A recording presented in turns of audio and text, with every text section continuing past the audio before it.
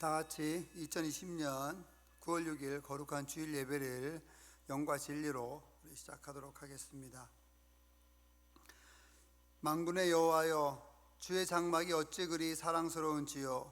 내 영혼이 여호와의 궁정을 사모하여 쇠약하며 내 마음과 육체가 살아계시는 하나님께 부르짖나이다.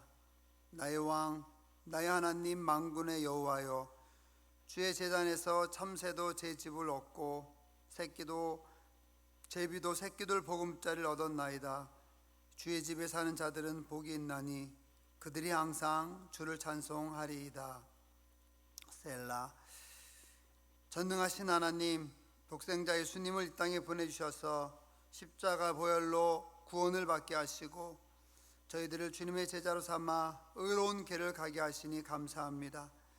그 은혜로 한 주간 주님과 더불어 승리의 삶을 살게 하시고 오늘은 구별하신 날 주 이름을 잊지 않게 하시고 성전에서 예배하게 해주시니 하나님 아버지여 감사를 드립니다. 허물을 자복할 때 용서해 주시고 간절한 소원을 아뢰올 때 주를 귀를 기울여 응답하여 주시옵소서. 마음을 다해 찬송할 때 기쁘게 받아 주시옵소서. 우리가 드리는 모든 찬송과 기도와 예물이 주님 앞에 향례가 되게 하여 주시옵소서. 영광을 성삼위 하나님께 올려드리며 예수 그리스도의 이름으로 기도합니다. 아멘. 우리 시간은 참회의 기도로 주님께 드리도록 하겠습니다. 온라인으로 드리지만 우리 각자 계신 곳이 성전이라고 하는 그런 확실한 믿음을 가지시고 이 시간 기도하기를 원합니다. 한 주간 하루하루 살아가면서 부족하고 연약했던 것, 지은 죄들을 이 시간 잠시나마 회개하고 말씀을 듣는 그런 시간을 갖도록 하겠습니다. 각자 계신 곳에서 주여 한번 부르고 우리 기도하며 나갑니다. 주여. 하나님 아버지 감사합니다. 부족한 저희들을 주님 지켜주시고 인도하여 주셔서 어떤 회개할 수 있는 기회를 주시고 회개하며 나갈 때 주님께서 주의 십자가 보혈로 깨끗게 하여 주셔서 저희들 또한 깨끗게 하여 주셔서 주님의 일을 할 수 있게 해주시니 하나님 아버지여 감사를 드립니다. 한없는 은혜를 베풀어 주신 하나님, 하나님께서는 독생자를 보내어 우리를 죄에서 구원하여 주셨지만 저희들은 그 은혜를 깨닫지 못하고 지난 한 주간 많은 죄를 또한 지었습니다. 저희들은 하나님으로부터 1만 달란트를 빚을 탕감받은 사람이었지만 내게 100데나리온을 빚진 자에게는 목을 잡고 위협하며 때로는 야박하게 행동하기도 하였습니다. 저희들은 주님께 기도할 때마다 무조건적인 용서를 기대하고 있으면서도 남을 용서할 때는 너무 많은 조건을 요구하고 따지는 것도 많았습니다. 저희들은 돌아온 둘째 아들과 같이 하나님의 사랑을 많이 받았으면서도 다른 교우들이 회개하고 교회로 돌아올 때는 큰 아들처럼 불평하고 화를 냈습니다. 주여, 하나님의 은혜를 깨닫지 못하여 죄를 짓고 있는 우리를 불쌍히 여겨 주시옵소서. 그리고 이 모든 죄에서 우리를 구원하여 주시옵소서. 매일매일 짓고 있는 모든 죄를 통해서 하나님 아버지 우리가 회개하게 해주시고 주님께 더욱더 깊이 있게 나아가게 하여 주셔서 아버지 죄를 통하여 오히려 우리가 주님께 기도함으로 큰 은혜를 주님으로부터 얻길 원합니다. 부족한 저희들, 연약한 저희들을 지켜주시고 인도하여 주시옵소서. 예수님의 이름으로 이 회개의 기도를 올려드립니다. 아멘. 누가 능히 하나님께서 택하신 자들을 고발하리요? 의롭다 하신 이는 하나님이시니 누가 정죄하리요? 죽으실 뿐 아니라 다시 살아나신 이는 그리스도 예수시니 그는 하나님 우편에 계신 자요 우리를 위하여 간구하시는 자신이라. 아멘. 다 같이 찬송가 35장으로 하나님께 영광을 돌리겠습니다.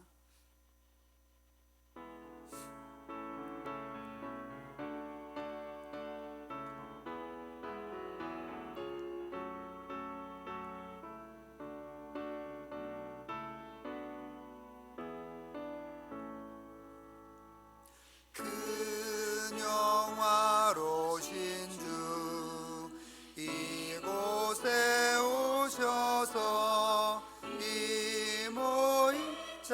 아들로 주 백성 삼으사 그 중에 항상 계시고 그 중에 항상 계시고 큰 영광 나타내소서.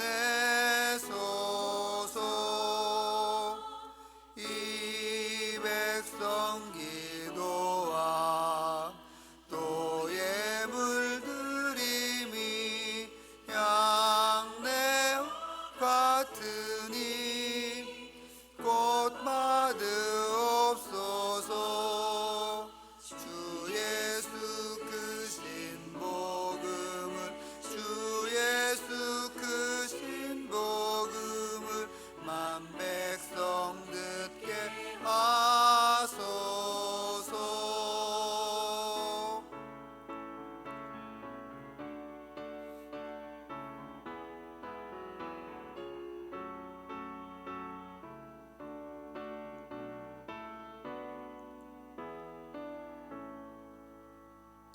또 우리 자손들 다 주를 기리고 서성건 돌같이 기나게 하소서.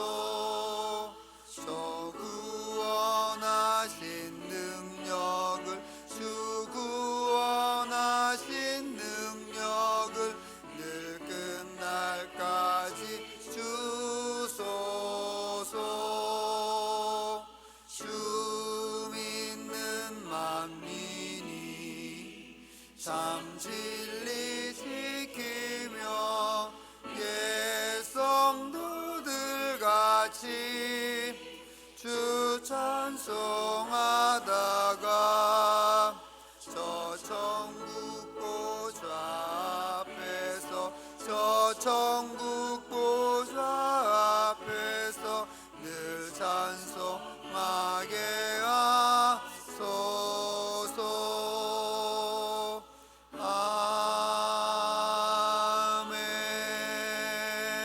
아멘.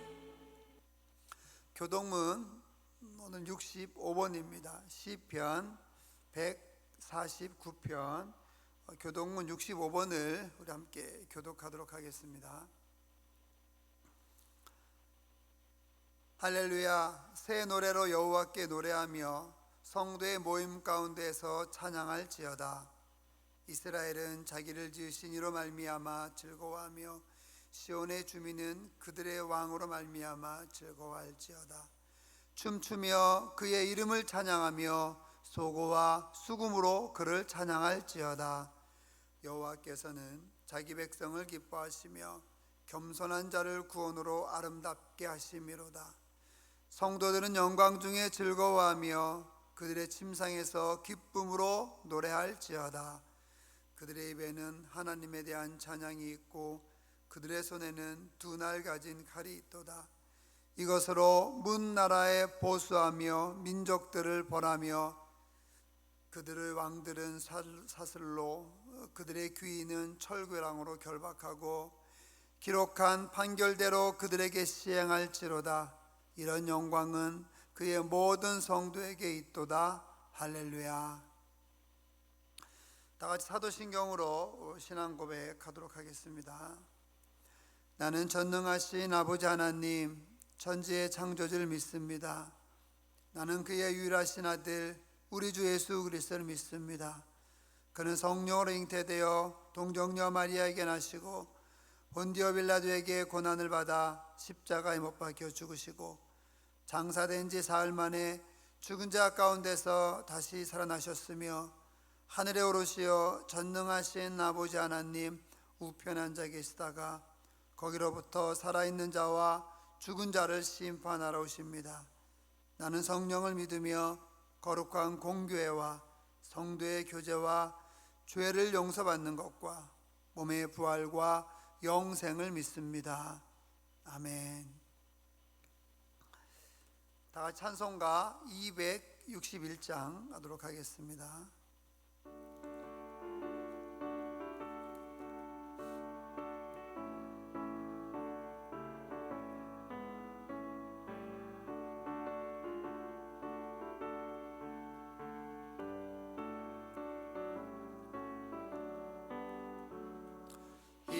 세상의 모든 죄를 맑히시는 주의 보혈, 성자 예수 그 귀한 피 찬송하고 찬송하세.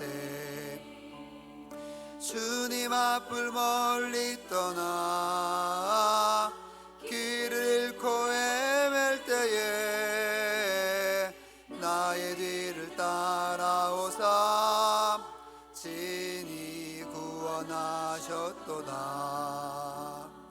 있는 보다도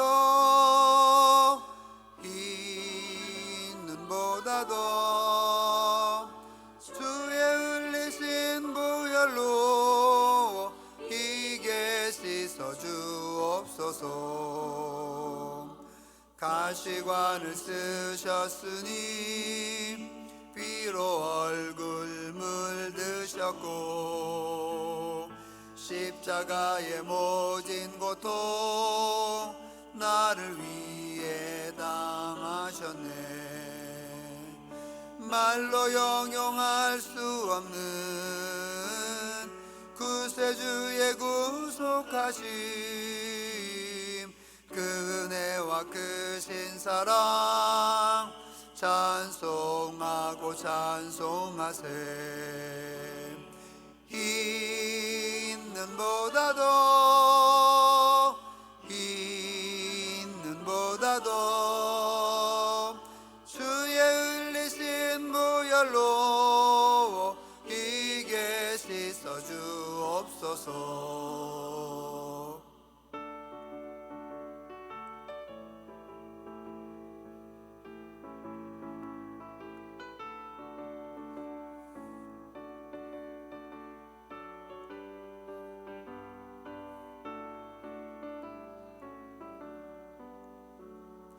아버지를 멀리 떠나 바른 길을 저버리고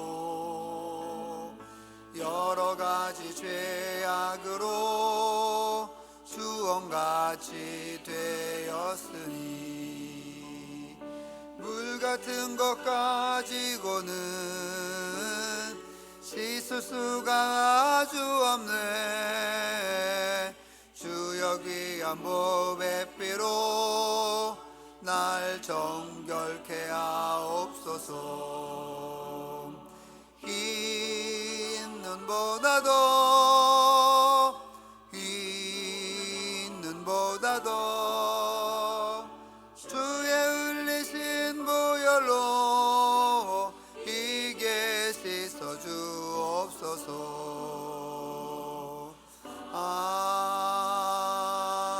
아멘.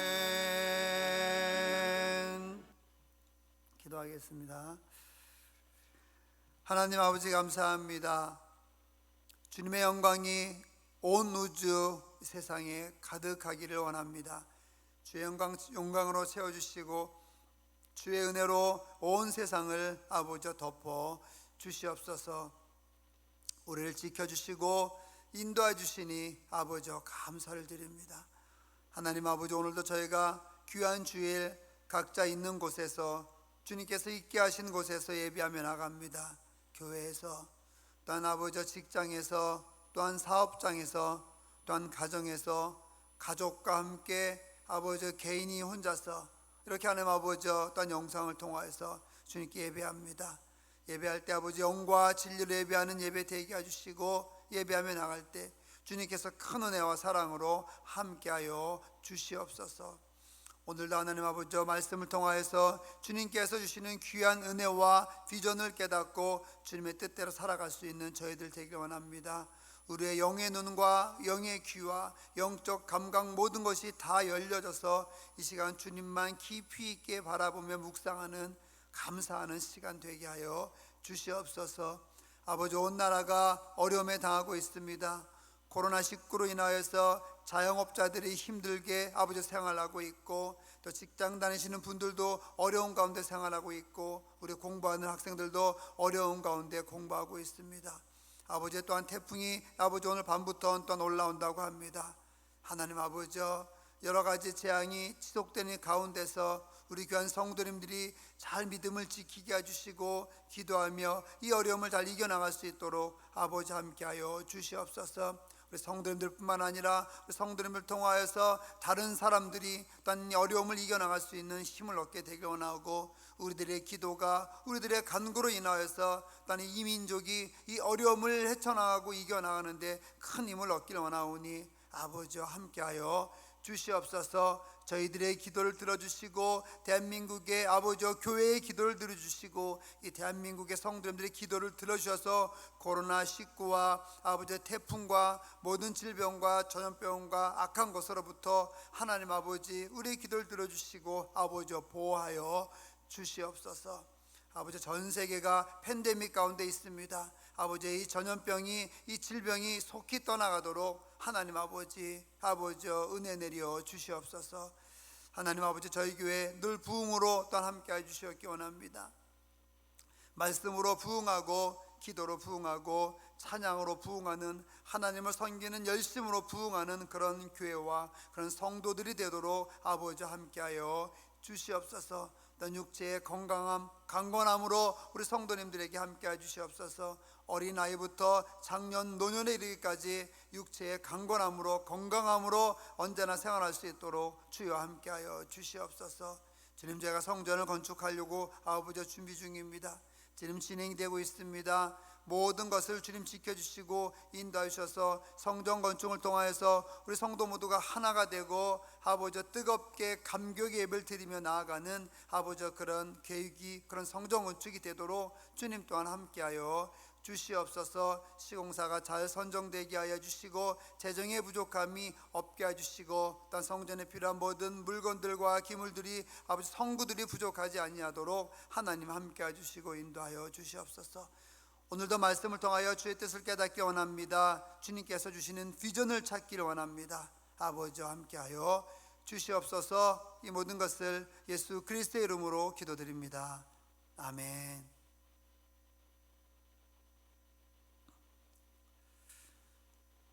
네, 감사합니다. 오늘 말씀을 보도록 하겠습니다. 요한복음 21장 신약성경입니다. 요한복음 21장 15절에서 19절 말씀을 보도록 하겠습니다.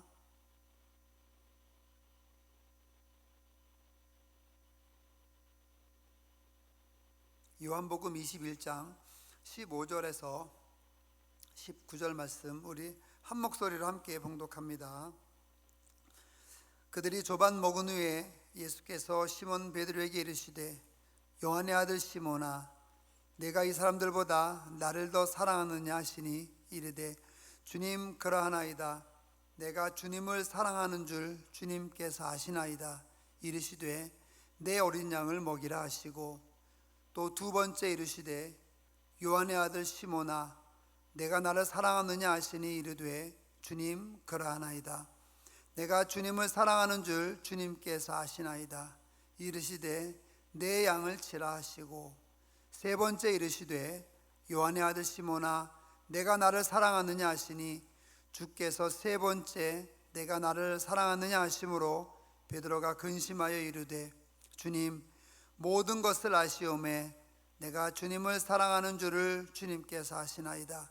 예수께서 이르시되 내 양을 먹이라. 내가 진실로 진실로 내게 이르노니 내가 젊어서는 스스로 띠띠고 원하는 곳으로 다녔거니와 늙어서는 내 발을 벌리리니 남이 내게 띠띠우고 원하지 아니하는 곳으로 데려가리라. 이 말씀을 하심은 베드로가 어떠한 죽음으로 하나님께 영광을 돌릴 것을 가리키심이라라. 이 말씀을 하시고 베드로에게 이르시되 나를 따르라 하시니. 아멘. 오늘 말씀을 가지고 우리 내가 나를 더 사랑하느냐 이런 제목을 가지고 우리 은혜 나눠보고자 합니다. 오늘 말씀의 15절 상황을 한번 보면 이렇게 볼 수 있을 것 같습니다. 베드로는 물고기를 잡다 지쳐서 돌아왔습니다. 그때 아마 새벽이 됐으니까 아침 햇살이 따사롭게 비치고 있었을 것 같습니다. 아침 햇살이 따사롭게 비치고 있는 그런 해변가, 굉장히 좋겠죠. 우리가 가끔 휴가를 가거나 또 새벽에 바닷가에 가서 보게 되면 멋진 풍경을 많이 보지 않습니까? 해가 떠오른다거나 뭐 그렇게 되면 아주 적도 아름다운 풍경이 풍경을 볼 수가 있는 것이죠. 아마 아침 햇살이 따사롭고 햇빛이 정말 따뜻하게 비치는 해변가에서 멋진 식사를 한 후에 예수님께서 질문을 하신 거죠. 모르겠습니다. 그냥 요즘으로 얘기하면은 해변가에서 식사를 한 다음에 해변가에서 모닝커피를 마시고 또는 차 한 잔을 마시면서 아주 그 멋진 주변 환경을 배경으로 삼아서 대화를 하는 거죠. 그런데 이 대화가 베드로에게는 어떻게 보면은 굉장히 아름다운 대화지만 베드로 자신에게는 굉장히 곤혹스러운 그런 대화였었죠. 그렇게 식사 후에 예수님께서 질문을 하십니다. 내가 나를 사랑하느냐? 요한의 아들 시몬아, 내가 이 사람들보다 나를 더 사랑하느냐? 이렇게 묻습니다. 여기에 사랑하느냐라는 단어는 헬라어로 보면 이렇게 나옵니다.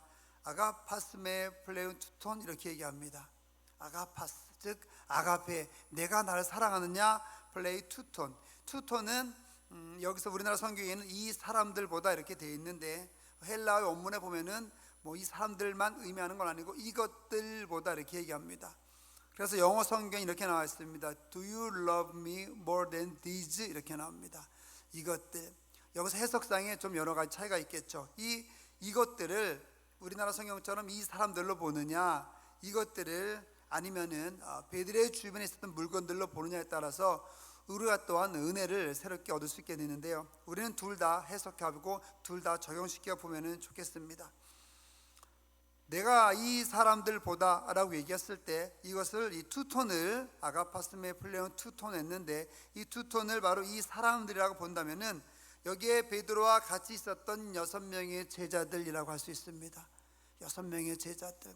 즉 베드로는 어부였었기 때문에 그가 일을 할 때 혼자 일할 수 없었겠죠. 여러 사람들과 함께 일할 수밖에 없었습니다. 그러니까 여기 많은 사람들이 있는데 이 6명의 제자들이 있는데 이 제자들보다 내가 정말 이 사람들보다 나를 더 사랑하느냐, 이렇게 너 나에게 고백할 수 있느냐, 이렇게 묻는 것이죠. 근데 여기서 또 이것들이라고 표현하게 되면은 베드로의 주변에는 뭐가 있었을까요? 고깃배가 있었죠. 그다음에 그물이 있었을 것입니다. 어떤 여러 가지 물건들이 있었겠죠.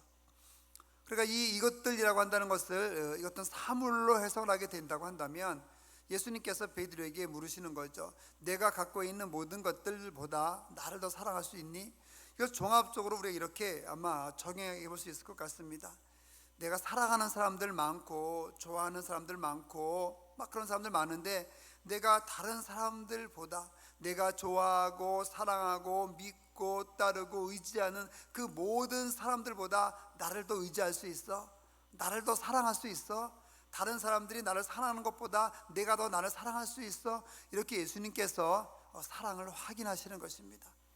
두 번째도 우리가 묵상해 본다면은 내가 갖고 있는 직장이나 내가 갖고 있는 집이나 내가 갖고 있는 물질이나 내가 갖고 있는 것이 많이 있을 텐데 그 모든 것들보다 명예가 됐든 어떤 지위가 됐든 직장이 됐든 재산이 됐든 그 갖고 있는 모든 것들보다 정말 그 모든 것을 다 내려놓고 너 나를 사랑할 수 있어? 이렇게 물어보시는 거죠. 여러분, 예수님께서 이 시간 여러분에게 묻습니다. 여러분이 계신 곳이 어디 있든지 간에 이 시간 예수님께서 여러분에게 동일한 질문을 하십니다. 내가 나를 더 사랑하느냐? 내가 이 사람들보다 나를 더 사랑하느냐? 내가 이것들보다 나를 더 사랑하느냐? 심지어 너는 내 인생보다 나를 더 사랑할 수 있느냐? 내가 그토록 소중하게 여기고 그토록 중요하게 여기는 것, 그것보다도 나를 더 사랑할 수 있느냐? 예수님께서는 이렇게 우리에게 물어보시는 것이죠. 이런 질문을 예수님은 3번이나 하시고 베드로는 3번이나 대답하는 것입니다. 여러분 어떻습니까? 이 거룩한 주일 아침에 여러분이 갖고 있는 모든 것들보다도, 여러분이 지금 누리고 있는 모든 것들보다도 내가 예수님을 더 사랑한다라고 자신 있게 고백할 수 있습니까? 오늘 이 아침에, 이 거룩한 주일 아침에 우리에게 부족한 것이 있다고 한다면 다시 우리가 마음을 가다듬고 주님을 사랑하겠더라고, 주님을 사랑한다라고, 내 인생 전체의 모든 것보다 주님이 가장 중요한 분이라고, 주님을 평생토록 사랑하며 살겠다라고 고백하고 다짐하는 그런 이 아침이 거룩한 주일 아침이 되시기를 주님의 이름으로 축원을 드립니다. 예수님의 이 질문에 베드로는 아시는 것처럼 대답을 하죠. 네, 그렇습니다. 주님을 사랑하는 줄을 주께서 아십니다. 이렇게 얘기합니다. 여기에 또 재미있는 아주 놀라운 그런 은혜로운 그런 어구들이 있습니다. 15절에 요한의 아들 시몬아, 내가 이 사람들보다 나를 더 사랑하느냐 하시니 주님께서 베드로가 대답합니다. 주님, 그렇습니다. 뒤에 보면 베드로가 얘기하는 거죠. 내가 주님을, 당신을 사랑하는 줄 주님께서, 당신께서 아십니다. 이렇게 얘기하죠. 16절에 보면 또 두 번째 예수님이 묻습니다. 요한의 아들 시몬아, 내가 나를 사랑하느냐 하시니, 이렇게 물으니까 베드로가 또 대답을 하죠. 네, 그렇습니다. 그러하나이다. 내가 주님을 사랑하는 줄 주님께서 아시나이다. 또 세 번째 묻습니다. 17절에 세 번째 예수님께서 물으시죠. 요한의 아들 시몬아, 내가 나를 사랑하느냐? 이렇게 묻습니다. 주께서 세 번째 내가 나를 사랑하느냐 하시냐 하심으로 17절입니다. 베드로가 근심하여 이르되 주님, 모든 것을 아시오매 내가 주님을 사랑하는 줄 주님께서 아시나이다. 반복되는 단어들이 있죠. 몇 개가 있습니다. 특히 먼저 볼 것은 내가 주님을 사랑하는 줄을 주님께서 아신다는 뜻이에요. 놀라운 고백이에요. 여러분, 사랑을 고백할 때 나는 너 사랑해, 나는 정말로 사랑해 이렇게 얘기할 때 나는 사랑한다고 생각하는데 상대방은 내가 자신을 사랑하는 줄을 못 느껴요. 그럼 사랑이 아니죠. 사랑이라고 한다는 것은 내가 상대방을 사랑한다는 것을 상대방이 느껴야 되는 거죠. 그런데 베드로는 이렇게 고백합니다. 네, 제가 주님을 사랑하는 줄 주님께서 아시지 않습니까? 나 혼자 사랑한다고 이야기하는 것이 아니라 주님께서 제가 주님을 사랑하는 것을 알고 계시지 않습니까? 왜 이렇게 자꾸 묻습니까? 이런 거죠. 여러분, 우리가 신앙생활 할 때 정말 열심히 주님을 사랑하고 주님의 뜻을 따라서 일하고 나아가는 그런 일들을 많이 하게 됩니다. 그런데 때로는 이런 실수를 할 수 있습니다. 내가 하는 일이 주님께서도 인정하시는 일이라고 잘못된 확신을 가지고 나갈 때가 있습니다. 내가 이런 행동을 하면은 주님께서 인정해 줄 거라고 생각하고, 내가 저런 행동을 하면은 하나님께서 인정해 줄 거라고 생각하죠. 그런데 가만히 보면은 그렇지 않은 일들이 있습니다. 내가 하고 싶은 일하고, 내가 하고 싶은 이야기하고, 내가 하고 싶은 의견을 개진하고, 내가 하고 싶은 어떤 헌신을 하게 되는데 때로는 그것이 예수님을 사랑하는, 하나님을 사랑하는 그런 행동에서 나오는 것이 아니라 그냥 나의 만족과 그냥 내가 원하는 것을 하기 위해서 하는 행동들이 때로는 거기에 섞여 있다고 한다는 것이죠. 여러분, 주님을 사랑하십니까? 하나님을 사랑하십니까? 그러면 하나님이 인정하는 사랑을 하시길 바랍니다. 하나님이 인정하는, 예수님이 인정하는 헌신을 하시길 바랍니다. 예수님을 사랑해서, 하나님을 사랑해서 우리가 청소도 하고 봉사도 하고 헌신도 하고 헌금도 하고 많은 일들을 합니다. 중요한 것, 내가 하는 행위가, 내가 하는 행동이, 여러분이 하는 행동이 하나님께서 저 사람이, 저 성도가, 저 영혼이 나를 사랑해서 청소하는구나, 나를 사랑해서 봉사하는구나, 나를 사랑해서 헌신하는구나, 정말 나를 사랑해서 헌금을 하는구나, 이렇게 예수님께서도 동일하게 느낄 수 있도록, 하나님께서도 이렇게 동일하게 느낄 수 있도록 우리가 행동을 할 수 있어야만 하겠습니다. 여러분이 예수님을 사랑하는 표현을 예수님께서도 인정할 수 있게 되기를 주님의 이름으로 축원을 드립니다. 그래서 우리도 이렇게 기도할 수 있으면 좋겠습니다. 하나님, 제가 하나님을 사랑해서 헌신하는 것 아시지 않습니까? 하나님, 제가 하나님을 사랑해서 이렇게 전도하는 것 아시지 않습니까? 하나님, 제가 하나님을 사랑해서 이런 행동을 하는 것 아시지 않습니까? 우리도 이렇게 베드로처럼 예수님께 고백하며 나갈 수 있는 그런 그리스도인이, 그런 성도들이 될 수 있으면 좋겠습니다. 여러분, 여러분의 사랑을 예수님께서도 인정하시고 여러분의 사랑의 표현을 하나님께서도 인정하시는 그런 길을 갈 수 있게 되기를 주님의 이름으로 축원을 드립니다. 일단 여기서 반복되는 것 또 하나 할 수 있는 것은 바로 사랑이라고 하는 단어입니다. 사랑. 15절에서는 예수님께서 묻습니다. 아가파스메 플레인 투톤 이렇게 묻습니다. 즉 아가페라는 단어를 사용해서 묻습니다. 두 번째도 예수 그리스도께서도 두 번째도 똑같이 질문합니다. 아가파스메 플레인 투톤 이렇게 묻습니다. 그런데 베드로의 대답은 필레오란 단어를 사용해서 대답을 합니다. 예수님께서는 아가페란 단어를 사용해서 내가 나를 사랑하느냐 이렇게 묻는데 베드로는 필레오라고 하는 단어를 사용해서 주님을 사랑한다고 이야기를 합니다. 첫 번째 질문과 두 번째 질문 동일하게 이렇게 얘기합니다. 세 번째 질문에서는 예수님께서 아가파스메 플레온 투토 이렇게 묻지 않고 필레이스메 이렇게 묻습니다. 즉 아가페란 단어를 사용하지 않고 필레오란 단어를 사용해서 베드로에게 묻죠. 역시 베드로는 필레오란 단어를 사용해서 주님을 사랑한다고 고백합니다. 이 해석에도 두 가지로 나눠지는 그런 해석이 있습니다. 첫 번째 해석은 아가페나 필레오란 단어가 별 차이가 없다.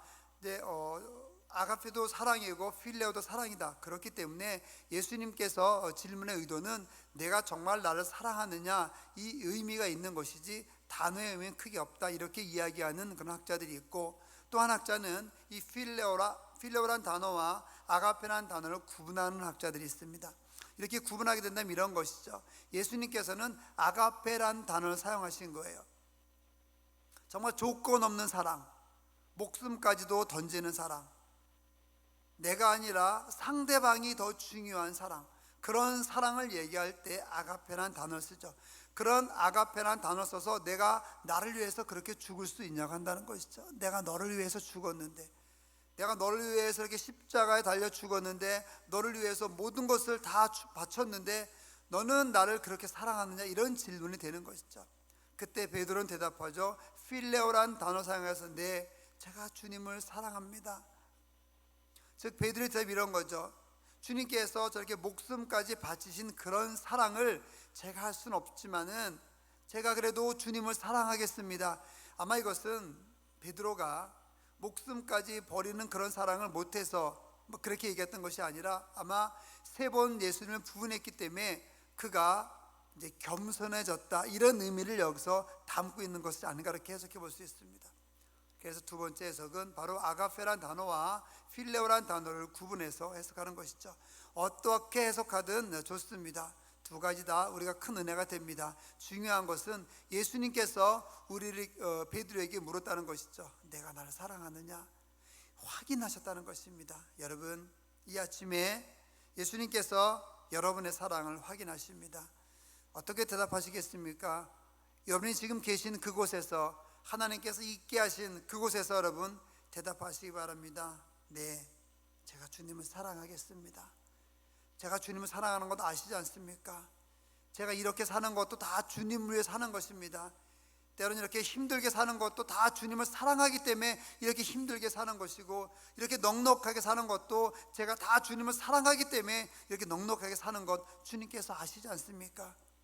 이렇게 부끄럽지 않고 당당하게 이 시간 고백하고 주님께 이야기할 수 있는 여러분들 되시기를 주님의 이름으로 축원을 드립니다. 그럼 이렇게 우리가 여기서 생각해 볼 것이 있습니다. 예수님은 왜 굳이 3번이나 이렇게 질문하셨을까? 아마 그것은 베드로에게 어떤 교육을 하기 위하심이었겠죠. 그 3가지 왜 3번을 질문했는지를 우리가 한번 3가지로 나눠서 살펴보면서 은혜를 한번 나눠보도록 하겠습니다. 첫 번째, 이 3번의 질문하셨던 것은 영적인 치유를 위해서 이렇게 예수님께서 질문하셨던 것을 볼 수 있습니다. 요한복음 13장 37절에 보게 되면은 베드로의 고백이 나옵니다. 어떤 고백이 나오냐면은 앞부분이죠. 주를 위하여서 내 목숨을 버리겠습니다, 이렇게 베드로가 고백을 하죠. 내 목숨보다도 예수님이 더 중요하다는 거죠. 내 목숨보다도 예수님이 더 소중한 분이기 때문에 주를 위하여서, 예수님을 위하여서는 내 목숨을 버릴 수 있습니다. 내가 버리겠습니다. 이렇게 베드로는 우쭐대면서 이야기했습니다. 이게 베드로였죠. 그런데 어떻습니까? 이렇게 13장 37절에서 주님을 위하여서 내 목숨을 다 버리겠습니다라고 이야기했던 베드로가 막상 자기가 죽음으로써 예수님을 증거할 수 있는 기회가 되었을 때는, 예수님을 위하여서 뭔가를 할 수 있는 기회가 있었을 때 베드로는 우물쭈물 했습니다. 목숨을 던져야 되는 상황에 부딪혔을 때 베드로는 그만 모래성처럼 무너지고 말았습니다. 그것이 바로 예수님께서 십자가에 달려 돌아가실 때 법정에 있었던 그런 일이었습니다. 내가 다 굴기 전에 내가 3번 나를 부인할 것이다, 이렇게 예수님께서 누차 여러 번 얘기하셨죠. 그 말은 믿지 않았지만 그 말이 현실이 되고 말았습니다. 여종 앞에서, 불 옆에서 그가 예수를 모른다고 부인하며 저주하며 그가 주변 사람들에게 이야기했을 때 그의 믿음은 정말 그냥 그 흩날리는 먼지처럼 날아가 버렸고, 그냥 모래성처럼 파도가 왔다 가니까 완전히 사라져 버리는, 목숨을 던져야 하는 상황에 부딪히게 되니까 13장 37절에서 고백했던 주님을 위하여서, 예수님을 위하여서 내 목숨을 버리겠습니다 라고 했던 이런 고백이 그냥 어디론가 흔적도 없이 사라져 버렸던 것입니다. 바로 이렇게 3번 베드로는 부인했던 것이죠. 이후에 베드로의 삶은 어땠을까요? 3번 부인했을 때 예수님께서 쳐다보시는 눈을 봤죠. 예수님과 눈빛이 마주쳤습니다. 여종 앞에서 부인했습니다. 불가 앞에서 부인했습니다. 아마 이 상황을 벗어나서 베드로는 통곡을 했을 것입니다. 얼마나 울었을까요? 아마 모르지만 눈에 진물이 나지 않았을까요? 흘러 넘치는 눈물 때문에 아마 앞을 보지 못했을 것입니다. 저도 가끔 그럴 때가 있습니다.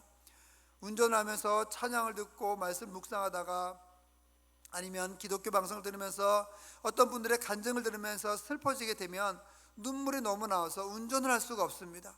그러면 도로가 옆에 잠시 세워두고 정말 실컷 울고 눈물을 닦고 그리고 운전해서 다시 가기도 합니다. 아마 베드로는 예수님을 부인했던 것이 너무나 슬프고 자기 자신이 너무나 싫었겠죠. 통곡했을 것입니다. 자기 스스로 배신자라고 하는 그런 낙인을 스스로가 찍었을 것이고, 자기 스스로가 실패자라고 하는 낙인을 찍었을 것이고, 부끄러워서 그 어느 누구도 볼 수 없었고 그 누구에게도 가가지고 예수님 이야기도 할 수 없었을 것입니다. 온통 지쳐 있었겠죠. 영적으로 지쳐 있었고 육적으로 지쳐 있었을 것입니다. 예수님께서 바로 이때 찾아오신 거예요. 나는 실패자야. 나는 예수님을 배신했어. 나는 할 수 없어. 나 같은 존재가 무슨 예수님의 일을 하겠어. 예수님을 부인했는데, 그것도 여종 앞에서 부인했는데, 지금 이 장면이 예수님께서 불을 피워놓고 밥을 먹자고 하는 장소잖아요. 밥을 먹고 이야기하고 나뉘겠습니까? 아마 예수님께서 예수님 옆에 있는 그 모닥불을 보면서 베드로는 뭘 생각했겠어요? 그 모닥불 앞에서 예수님을 부인했던 것을 생각했겠죠.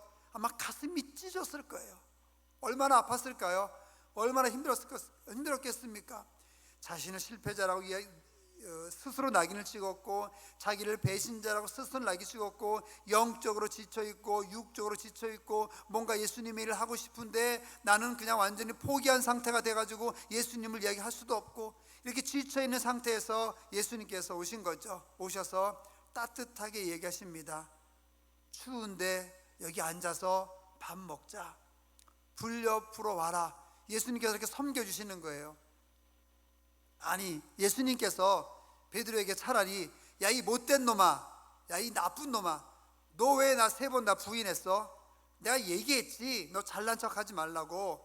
다 굴기 전에 내가 너 나 3번 부인할 거야, 내가 이렇게 얘기했는데 너 못 지켰잖아. 왜 그랬어? 하지만 어쩔 수 없지, 뭐 약하니까 내가 용서해 줄게. 만약에 이렇게 용서했고 얘기했고 뭐 그렇게 얘기했으면 베드로 마음이 편했겠죠. 그냥 잘못했을 때 맞으면 마음이 편하지 않습니까? 잘못했을 때 한 대 맞으면은 그냥 속이 다 후련합니다. 안 맞고 있는 것보다.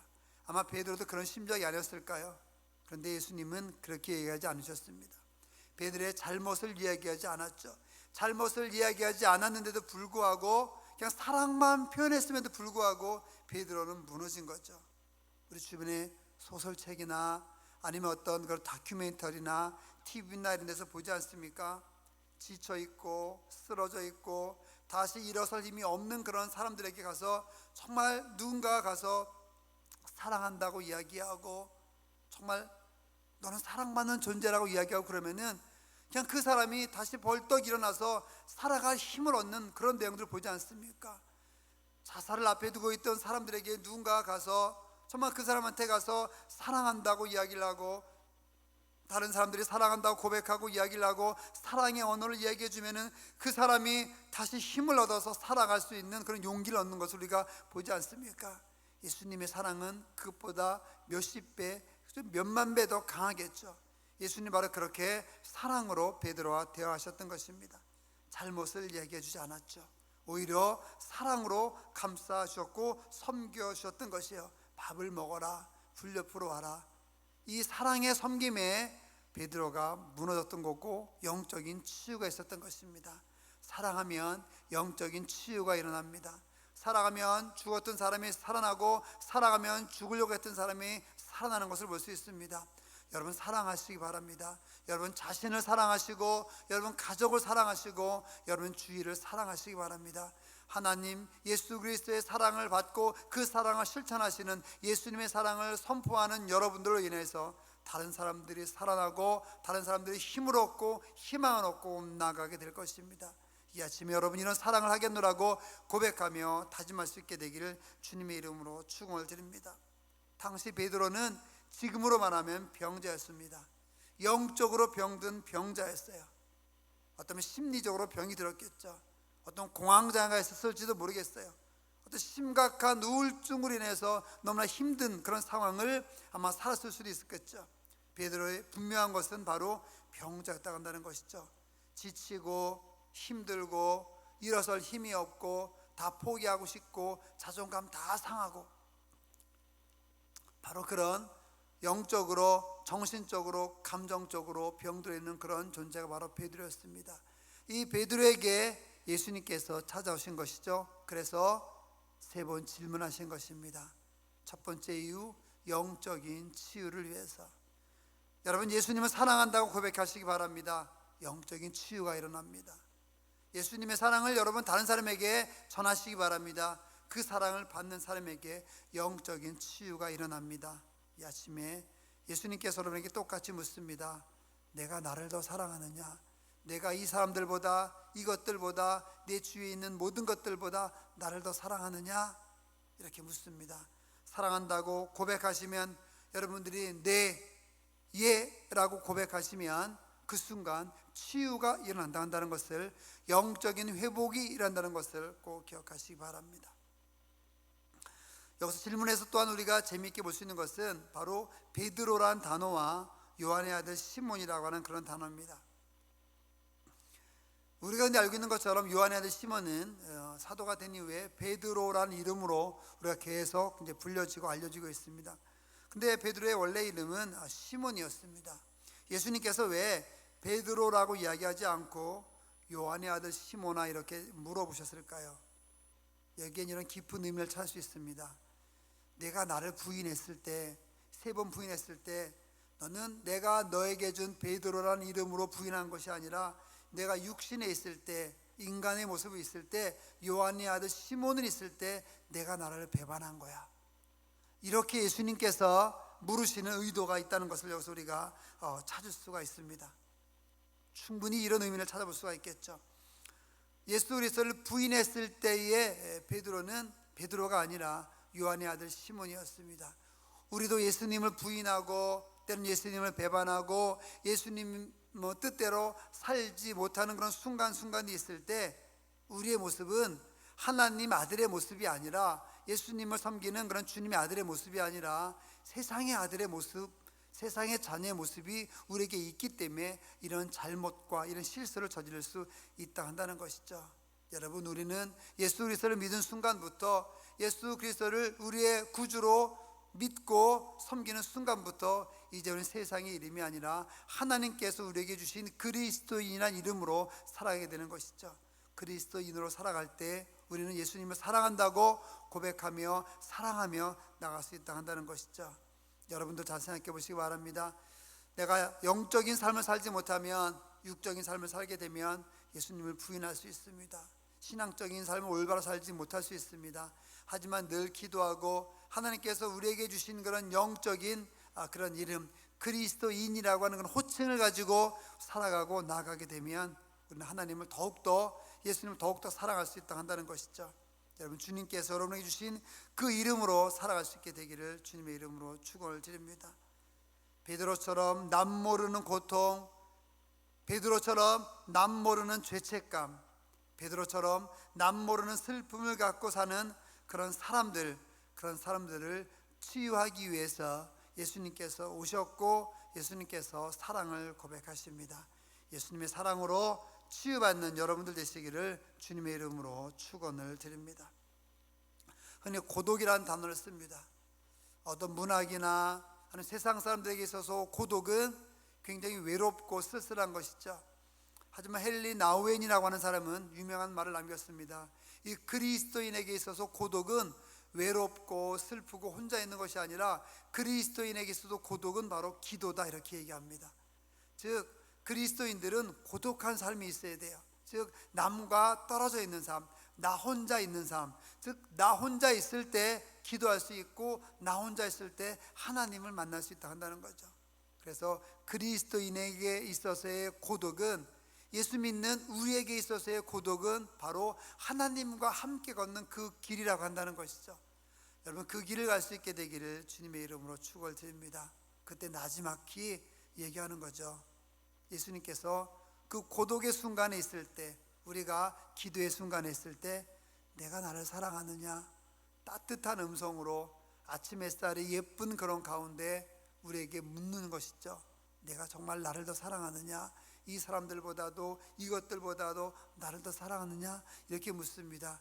그 고독의 순간에, 그 기도의 순간에, 하나님과 나와의 1대1의 순간에 있을 때 그런 질문을 받았을 때 여러분들이 네, 제가 주님을 사랑합니다, 제가 주님을 사랑하는 것을 주님께서 아시지 않습니까? 라고 고백하는 순간, 그 순간부터 여러분의 영적인 모든 삶은 치유가 일어나고 회복이 일어나고 베드로처럼 순교할 수 있는 능력을 갖게 되는 것이죠. 우리 모두가 그런 능력 가운데 들어갈 수 있게 되기를 주님의 이름으로 축원을 드립니다. 두 번째, 예수님께서 사도직, 예수님께서 물으신, 세 번 물으신 이유 두 번째를 찾아보면 바로 사도직의 회복을 줄 수 있습니다. 예수님께서는 말씀하셨죠. 온 세상에 다니며 복음을 전해라, 제자를 삼아라. 또한 제자들에게 얘기했습니다. 사람 낚는 어부가 되어라 이렇게 얘기했습니다. 내 양을, 오늘 본문에서는 내 양을 치라, 내 양을 먹이라 이렇게 얘기했죠. 베드로에게는 두 가지의 사명이 있었습니다. 젊었을 때는 잃어버린 영혼을 전도하는 사람 낚는 사역이 있었고, 그 다음에 두 번째 사역은 뭐냐면 주님께 돌아온 사람들을 양육하는 목양 사역이 있었습니다. 베드로에게는 전도하는 사람 낚는 사역, 그 다음에 오늘 본문에서 나오는 것은 목양 사역이 있었습니다. 예수님께서는 이전에는 내가 사람 낚는 어부가 될 것이다, 예수님 말씀을 의지해서 많은 사람, 그래서 설교할 때 3,000명, 5,000명이 회개하고 돌아오지 않았습니까? 이제 예수님께서는 베드로에게 다시 비전을 주세요. 가야 할 길 알려주시죠. 그래서 이제는 목양 사역을 주시는 거예요. 내 양을 먹여라, 내 양을 치라. 베드로는 3번 부인함으로 인하여서 사도직에서 탈락할 그런 위기에 처했습니다. 이 위기에 처해 있을 때 예수님께서 찾아오셔서 베드로와 대화를 하셨죠. 이 세 분의 대화를 하심으로 베드로를 영적 치유해 주셨고, 그로 인해서 다시 사도직을 회복시켜 주시는 것을 여기서 볼 수가 있습니다. 그래서 세 번 질문하시면서 베드로에게 질문하시면서 베드로에게 주셨던 두 번째 의미는 바로 사도직의 회복이다. 즉 비전을 주신다고 한다는 것이죠. 여러분 비전을 찾으시기 바랍니다. 돈 버는 게 비전이 아니에요. 좋은 집에 사는 것 비전이 아닙니다. 더 넓은 아파트로 가는 거, 더 넓은 집으로 가는 거, 더 좋은 집으로 가는 거, 이거 비전 아니에요.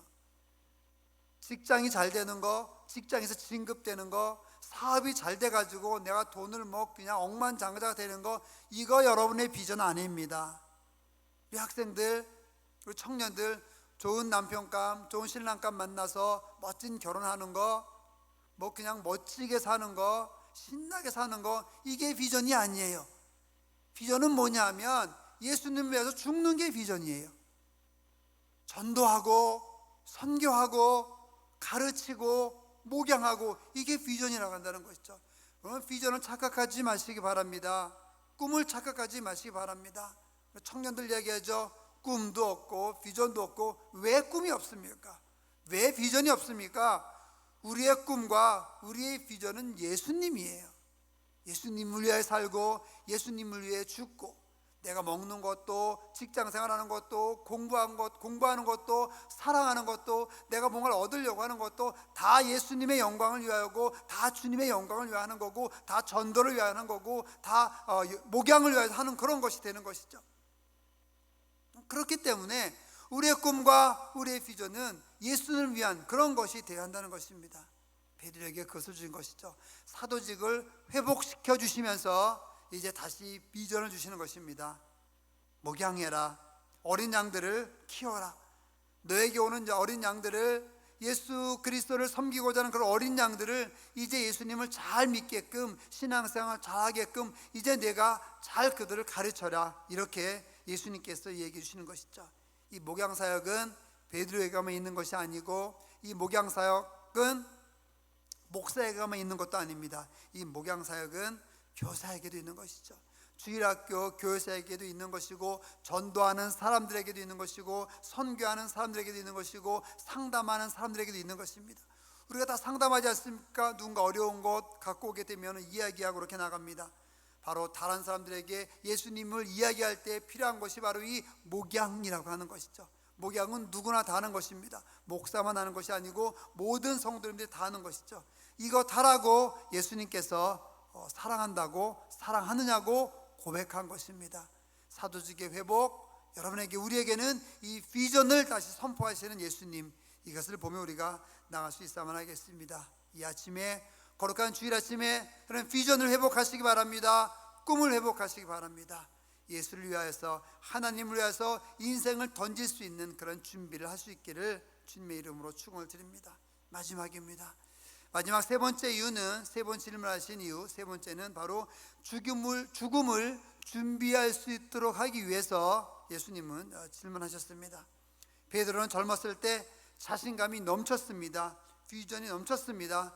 내가 정상에 서겠다. 내가 다른 사람들보다도 예수님을 더 사랑합니다. 내가 예수 그리스도를 위해서 죽을 수 있습니다. 죽은 그리스도시요 살아계신 하나님의 아들입니다. 내가 주를 위하여 모든 걸 바치겠습니다. 당당하게 얘기하고, 정말 다른 사람들과 비교하면서 그는 열심히 얘기했습니다. 젊었을 때는 게 중요합니다. 이루어지지 않아도 비전을 선포하는 게 중요하죠. 이루어지지 않아도 비전을 선포하고 나가는 삶이 굉장히 중요합니다. 이것이 바로 젊음의 특권인 것이죠. 하지만 나이가 들으면 다릅니다. 나이가 들고 노인이 되면 다릅니다. 인생의 겨울이 오게 되는 것이죠. 인생의 겨울이 오게 되면 질병이 있게 되고요, 여러 가지 이런 일들로 시달리게 되고, 또한 힘의 한계를 느낍니다.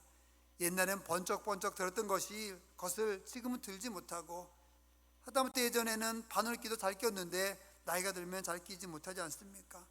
무엇을 할 수 있는 기회가 사라지고, 기회가 멀어지고, 여러 가지 인생의 무거운 짐을 얻게 되는 것이 바로 인생의 겨울이고, 늙었을 때 오게 되는 것입니다.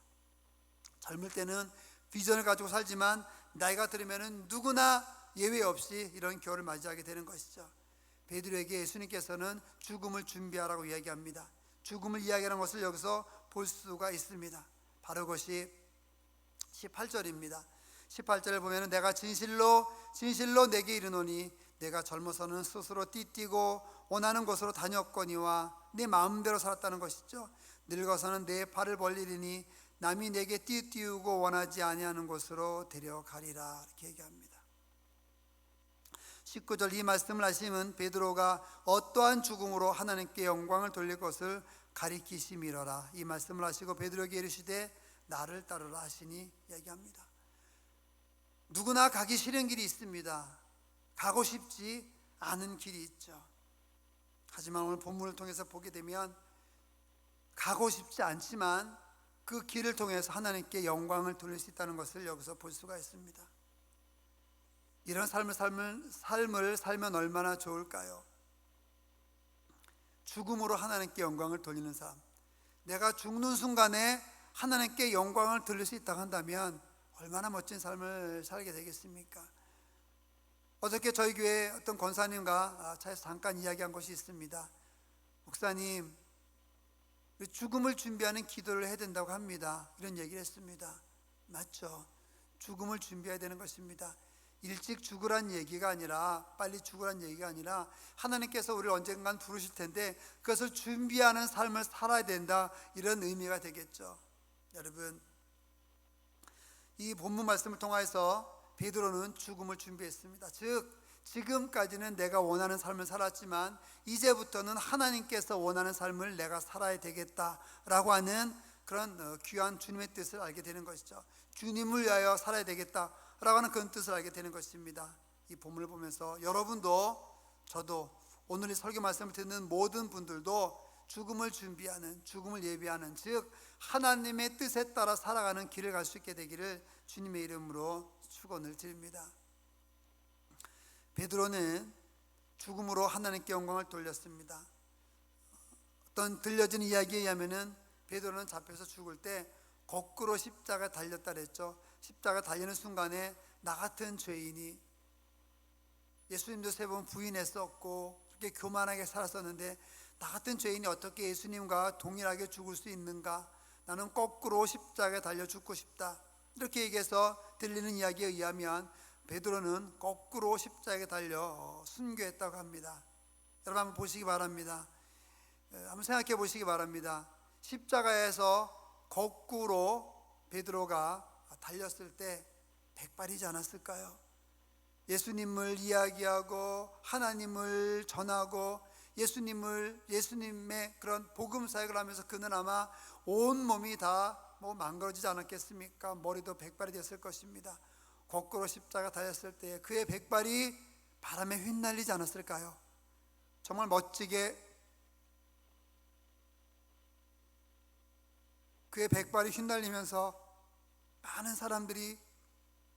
많은 이들이 베드로의 거꾸로 십자가 달리는 모습을 보면서 예수님을 생각했을 것입니다. 우리도 그러한 삶으로 인생을 마무리했으면 좋겠습니다.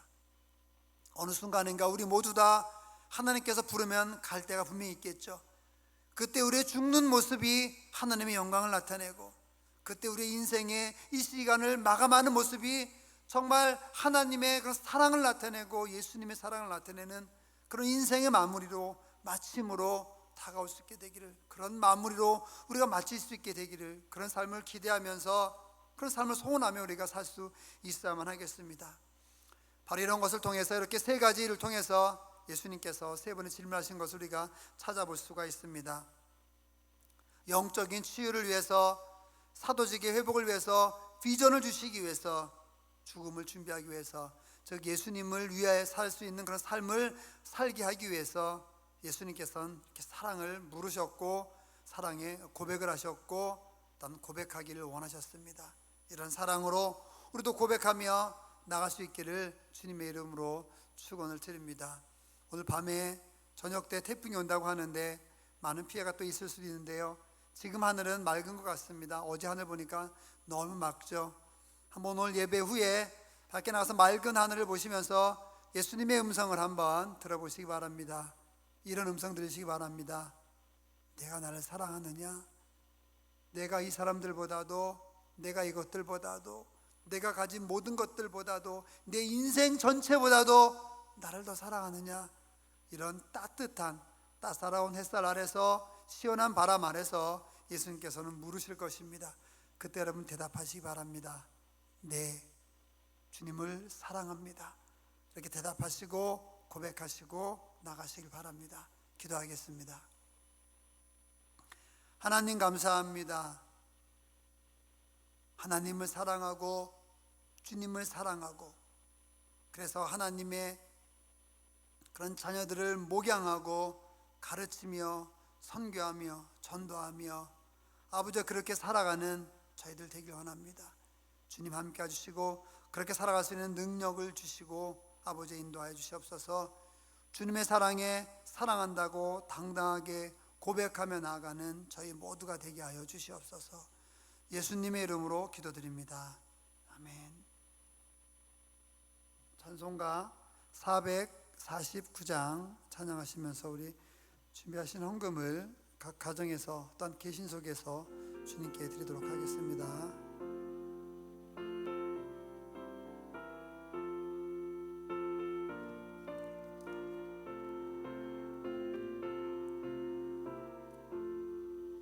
예수 따라가며 복음 순종하면 우리 행할 길 완하겠네. 주를 의지하며 순종하는 자를 주가 늘 하시리라. 의지하고 순종하는 길은 예수 안에 즐겁고 복된 길이로다. 해를 당하거나 우리 고생할 때 주가 위로해 주시겠네. 주를 의지하며 순종하는 자를 주가 안위해 주시리라. 의지하고 순종하는 길은 예수 안에 즐겁고 복된 길이로다. 짐을 지고 슬픔 위로하면 주가 상급을 주시겠네. 주를 의지하며 순종하는 자를 항상 복 내려 주시리라. 의지하고 순종하는 길은 예수 안에 즐겁고 복된 길이로다.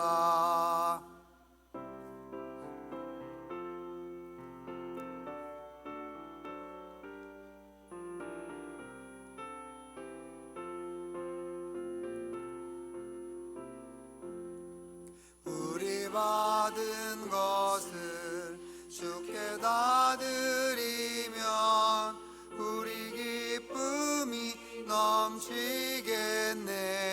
주를 의지하며 순종하는 자를 은혜 풍성케 하시리라. 의지하고 순종하는 길은 예수 안에 즐겁고 복된 길이로다. 주를 힘입어서 말씀 잘 배우고 주를 모시고 살아가세. 주를 의지하며 항상 순종하면 주가 사랑해 주시리라. 의지하고 순종하는 길은 예수 안에 즐겁고 복된 길이로다.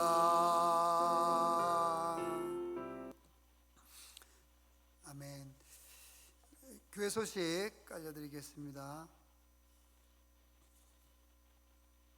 반복되어지는 것 교회 소식 여러분 올려드린 주보 참고해서 여러분 또 기도해 주시면 감사하겠습니다.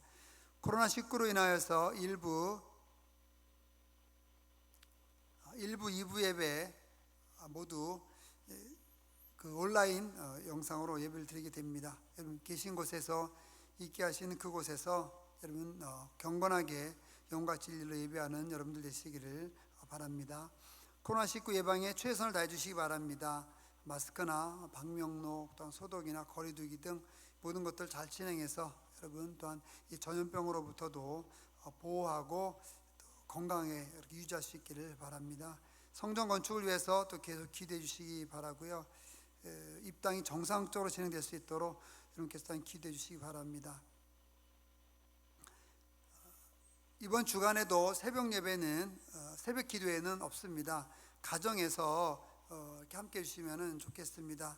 새벽 기도회는 가정에서 어떤 성경 통독 이런 시간도 함께 가져주시면 좋겠는데요. 내일부터는 우리 잠언서를 읽도록 하겠습니다. 개인이 읽으셔도 좋고 가족이 함께 읽으셔도 좋고요. 또 새벽이 아니어도 함께 읽을 수 있는 좋은 시간이 있으면 그렇게 시간을 정해셔도 괜찮습니다. 그래서 잠언서 길지 않으니까 하루에 한 장씩 읽으면서 여러분 기도하고 함께 나갈 수 있는 여러분들 되시기를 바랍니다. 교회 오셔서 개인 기도를 하실 경우에는 그 입구에 있는 방명록에 꼭 기록해 주시면 감사하겠습니다. 우리 이승미 청년 결혼식이 있습니다. 이영수 안수 집사님과 김순덕 권사님이 장녀인데요. 돌아오는 토요일 12시 10분에 서울 중구 루이비스 웨딩홀 18층 다산홀에서 진행되어지는데, 어제 우리 권사님과 통화를 했습니다. 코로나도 있고 그래서 오시지 않아도 괜찮다고 기도해 달라고 그렇게 말씀을 하셨습니다. 그래서 여러분 혹시 가시지 못해도 마음의 부담감 가지지 않도록 그렇게 여러분께서 생각해 주시면 감사하겠습니다. 대신 기도하고 또 축하 마음으로 또 전화를 해 주시면 감사하겠습니다. 코로나19로 인해서 모든 모임과 행사가 잠시 쉬도록 하고요. 또한 정교인 새벽 예배도 우리 10월에 또한 예정돼서 이렇게 진행되도록 그렇게 하겠습니다. 네, 우리 다 같이 찬송가 635장 찬양하시고 헌금 기도와 우리 축도로 예배를 마치도록 하겠습니다.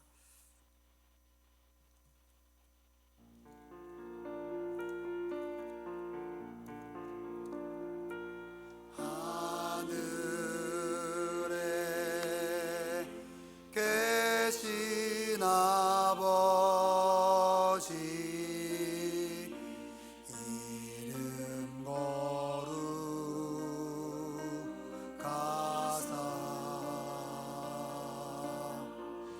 주님 나라 임하시고 뜻이 이루어지이다.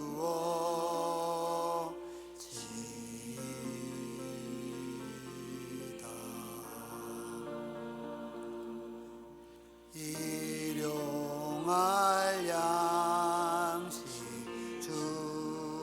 주시고 우리들의 큰 죄 다 용서하옵시고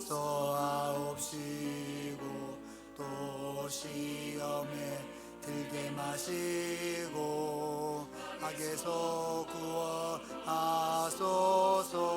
대개 주의 나라 주의 연세 주의 영광 영원히 아멘.